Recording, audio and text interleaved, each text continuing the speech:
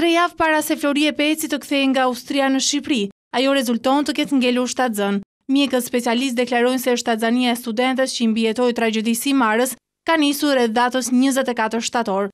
Ginekologu Alim Kosova, një është drejtori i maternitetit Mbretëresha Geraldin, spitali ku po trajtohet e reja, deklaron se Florie Peci është rreth 21 javësh shtatzën. Sipas Kosovës, ajo është sjellë 3 javë më parë në spital për të qenë më afër mjekëve. Aktualisht 21 vjeçaria nuk paraqet rrezik për abort, ndërkohë që gjendja psikologjike është e rënduar. Është një paciente e pafuqishme për t'i marrë të gjitha konsultat e duhura me radhë dhe ne gjykuam që rruga më e mirë për ta ndihmuar për këtë që ne kemi në dorë është që të rri këtu në një dhomë vete me të gjitha çfarë nevojitet. Jo se ka problem obstetrikal, thjesht për ta lehtësuar që në ato kondita që kuptohet që nuk janë të favorshme për një ecuri normale edhe psikologjikisht, ne të krijojmë maksimumin e konditave. Është një paciente që mbas një traume të tillë nuk është se ka kujtesë shumë të qartë ndoshta për detaje mbi këtë problem. Përkon një shtatzanësi rreth fundit shtatorit. Me sa di unë kjo nuk ka qenë gjendje kome. Mund të ketë qenë në fazë riabilitimi. I pyetur rreth skandalit që ka shokuar jo vetëm familjen e studentes, Ministri i Shëndetësisë Vangjel Tavo deklaron se Ministria dhe organet e prokurorisë kanë nisur hetimet në lidhje me ngjarjen.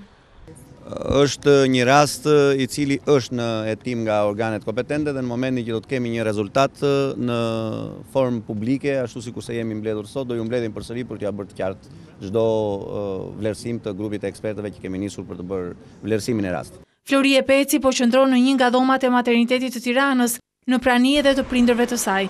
Familjarët nuk kanë pranuar të kontaktojnë me median, madje kanë refuzuar t'i afrohemi dhomës ku është truar 21 vjeçaria, tashmë 5 muajsh e shtatzën. Pas denoncimit në prokurorinë e përgjithshme nga vllai i studentes Gazmend Peci, kryeprokurori Adriatik Lalla ja ka kaluar çështjen prokurorisë së Tiranës. Florie Peci është studentja e Universitetit të Elbasanit e cila i mbijetoi aksidentit të 21 majit të 2012-s në afërsitë e Marës.